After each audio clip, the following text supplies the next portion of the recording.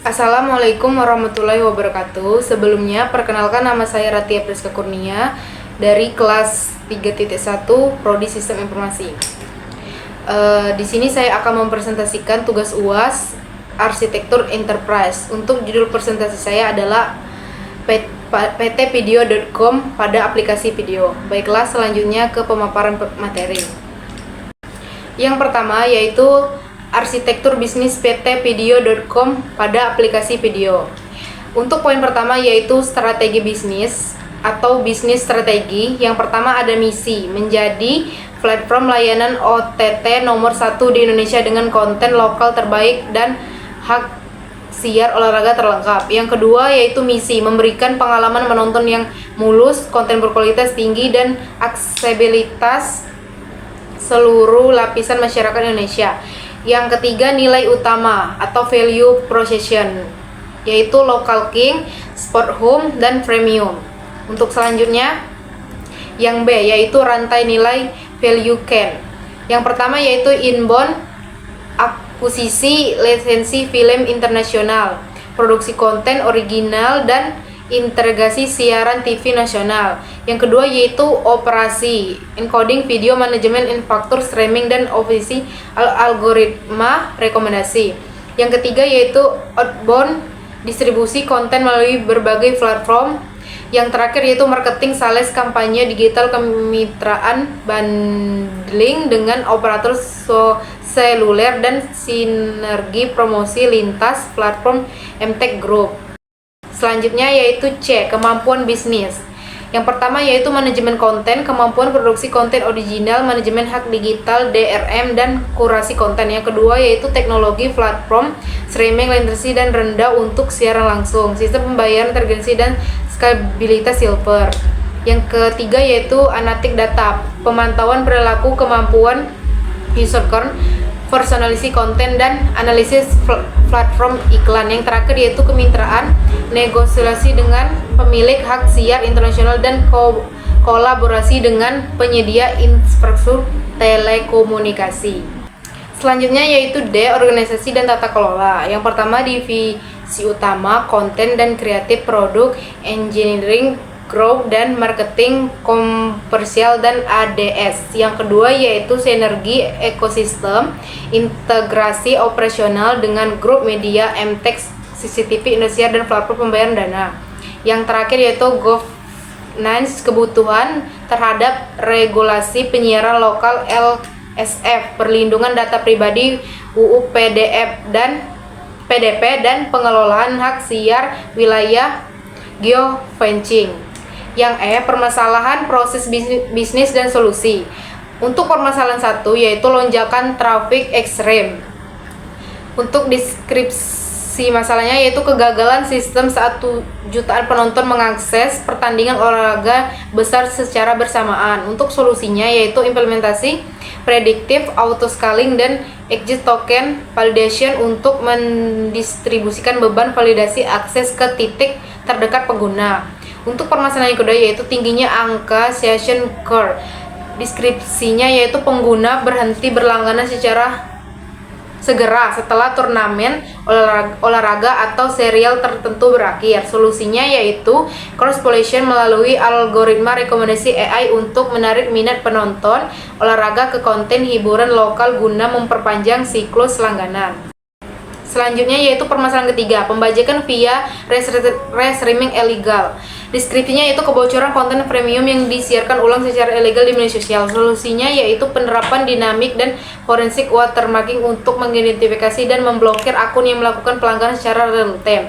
Yang keempat yaitu permasalahan friksi pembayaran lokal, yaitu tingginya kegagalan transaksi pada metode pembayaran non kartu kredit saat traffic tinggi. Solusinya yaitu optimasi on-click checkout melalui integrasi e-wallet dan penyediaan jalur aktivasi via offline voucher real store. Yang G, untuk model pendapatan.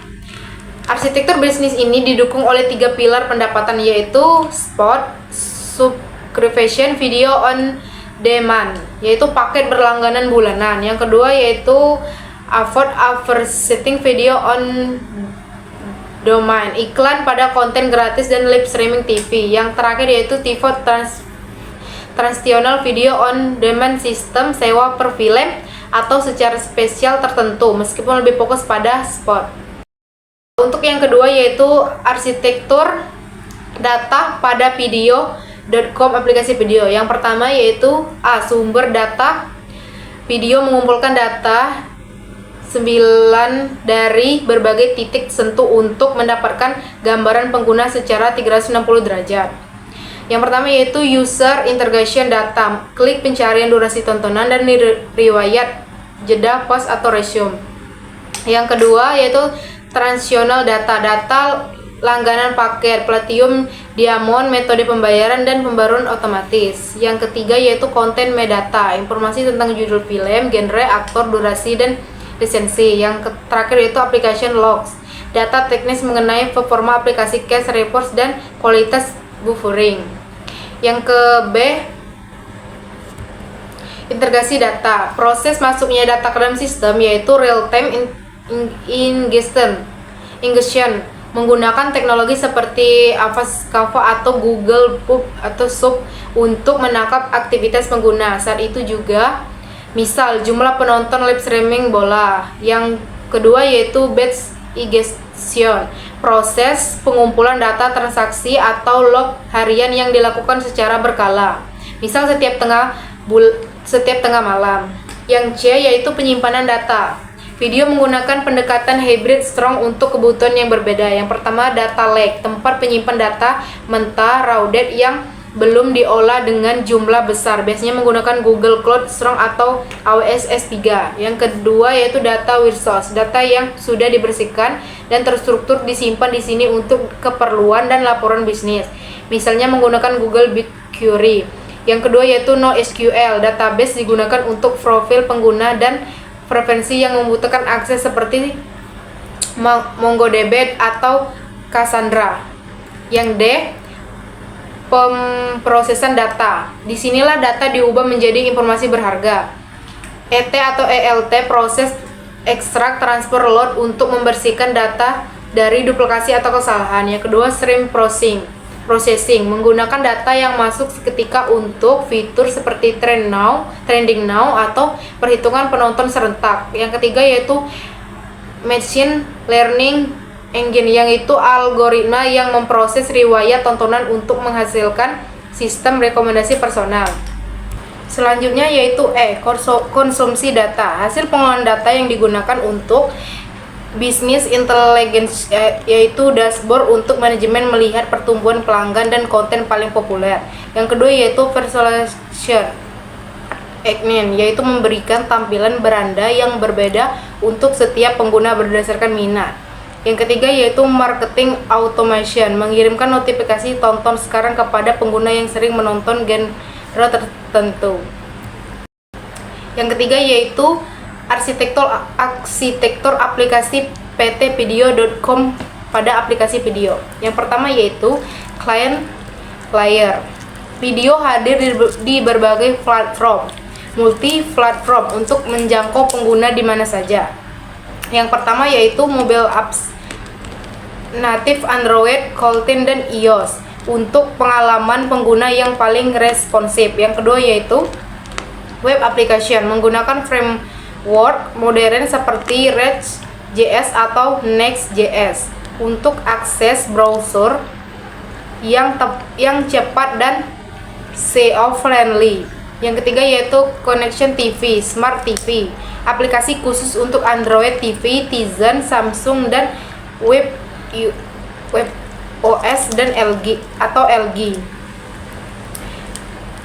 Yang B yaitu API Gateway dan Delivery Layer, sebagai gerbang utama yang menghubungkan pengguna dengan server, yaitu API Gateway bertindak sebagai pengatur lalu lintas traffic cop dengan menangani autentikasi, pembatasan beban, rate limiting, dan mengarahkan permintaan ke microservice yang tepat. Yang kedua yaitu Content Delivery Network atau CDN, menggunakan penyedia global dan lokal untuk melakukan syncing video di lokasi yang dekat dengan pengguna guna mengurangi buffering.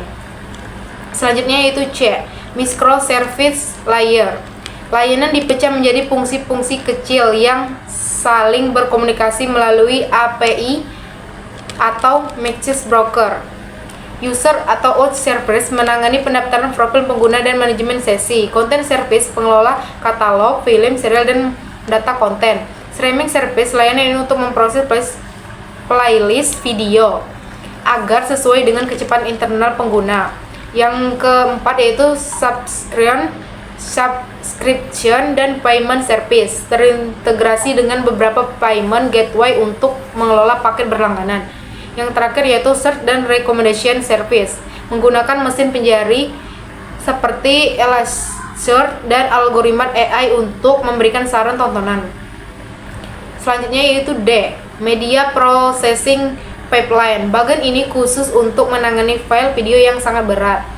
Yang pertama yaitu transcoding agent, mengubah satu file video mentah menjadi berbagai resolusi dan format agar bisa diputar di semua perangkat. Lab Ingest, menangkap sinyal siaran langsung dari satelit atau kabel untuk diubah menjadi aliran data digital secara real time. Selanjutnya yaitu E, integration layer. Video terhubung dengan ekosistem luar memperkaya layanan, yaitu payment gateway melalui Dana, OVO, ShopeePay, dan sistem perbankan. Yang kedua yaitu social integration, login melalui Google, Facebook, atau Apple ID. Yang ketiga yaitu Ad Server, integrasi dengan Google Ad Manager untuk menayangkan iklan pada model layanan gratis. Selanjutnya yaitu yang keempat, arsitektur teknologi ptvideo.com pada aplikasi video. Yang pertama yaitu cloud infrastruktur dan platform. Video mengadopsi strategi cloud native untuk memastikan fleksibilitas. Yang pertama yaitu Compute Ignite, menggunakan Kubernetes untuk mengelola kontainer microservice, memungkinkan server bertambah secara otomatis atau auto scaling saat traffic melonjak. Yang kedua yaitu serverless function, digunakan untuk tugas-tugas ringan seperti pemrosesan gambar, thumbnail, atau notifikasi push. Yang terakhir yaitu multi-region deployment, menempatkan server di berbagai lokasi terutama Jakarta region untuk meminimalkan keterlambatan akses bagi pengguna lokal. Yang B yaitu video streaming teknologi. Ini adalah inti dari teknologi video untuk memastikan pengalaman menonton tanpa hambatan. Yang pertama yaitu adaptive bitrate streaming, teknologi yang secara otomatis menyesuaikan kualitas video berdasarkan kecepatan internet pengguna menggunakan protokol HLS atau DAS. Yang kedua, content delivery network. Video bekerja sama dengan penyedia CDN global seperti Akamai atau Cloudflare serta membangun open connect dengan ISP lokal seperti Telkomsel agar data video disimpan sedekat mungkin dengan pengguna. Yang terakhir yaitu digital right management, menggunakan inskripsi with Find, Firefly, dan FlyReady untuk memastikan konten premium tidak dapat dibajak atau direkam secara ilegal. Selanjutnya yaitu yang C, database dan data management, menyimpan data yang dirancang untuk kecepatan dan konsistensi. Yang pertama yaitu relation database, menggunakan PostgreSQL atau Cloud Spanner untuk data yang membutuhkan konsistensi tinggi seperti transaksi pembayaran dan akun pengguna. Yang kedua yaitu in-memory change, menggunakan Redis untuk menyimpan data yang sering diakses seperti sesi login atau daftar trending agar aplikasi terasa sangat cepat. Yang terakhir yaitu Object Strongs, menggunakan Cloud Strongs untuk menyimpan aset file video mentah dan aset statis aplikasi. Yang D yaitu network dan security, keamanan adalah prioritas utama untuk melindungi data pengguna dan hak siar. Yang pertama yaitu WAV, melindungi infrastruktur dari serangan DDoS dengan injeksi SQL. Yang kedua yaitu API Gateway, mengatur lalu lintas data antar aplikasi dan server serta menangani enkripsi SSL, OPS untuk keamanan transmisi data. Yang terakhir yaitu load balancer, mendistribusikan beban trafik secara merata ke ribuan server agar tidak ada satu server pun yang kelebihan beban. Yang terakhir yaitu monitoring dan OPS untuk menjaga performa aplikasi tetap stabil 24/7. Masalah itu. Selanjutnya yaitu yang terakhir, monitoring dan OPS untuk menjaga performa aplikasi tetap stabil 24 jam. Yang pertama yaitu logging dan monitoring menggunakan alat seperti Datadog, New Relic, atau Prometheus untuk memantau kesehatan server dan kualitas aliran video secara real time. Yang kedua yaitu CI atau CD, pipeline otomatisasi pembaruan aplikasi menggunakan Jenkins atau GitHub Action sehingga fitur baru dapat diluncurkan tetap menghentikan layanan zero downtime. Yang terakhir yaitu ini adalah bagannya. Yang pertama yaitu bisnis, yaitu fokus pada penciptaan nilai. Di sini video menentukan strategi local king, yaitu original series dan sports hub. Yang pertama yaitu proses bisnis mencakup siklus hidup konten dan pembelian hak siar hingga menjadi uang melalui iklan atau langganan. Yang kedua yaitu data, mengelola aset informasi. Data tidak hanya disimpan tetapi diolah oleh AI Recommendation Engine untuk memastikan pengguna mendapatkan saran tontonan yang relevan sehingga angka churn berhenti berlangganan dapat ditekan. Yang ketiga yaitu aplikasi atau application, menggunakan arsitektur microservice.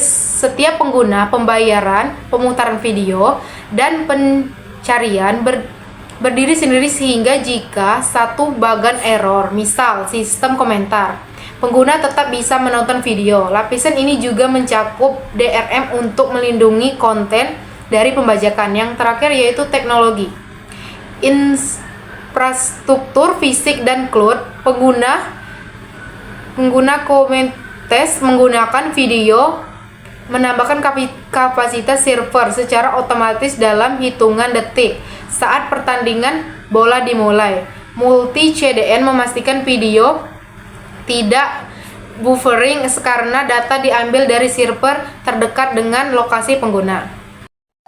Baiklah, itulah presentasi dari saya. Jika ada kesalahan kata saya mohon maaf. Saya akhiri. Wassalamualaikum warahmatullahi wabarakatuh.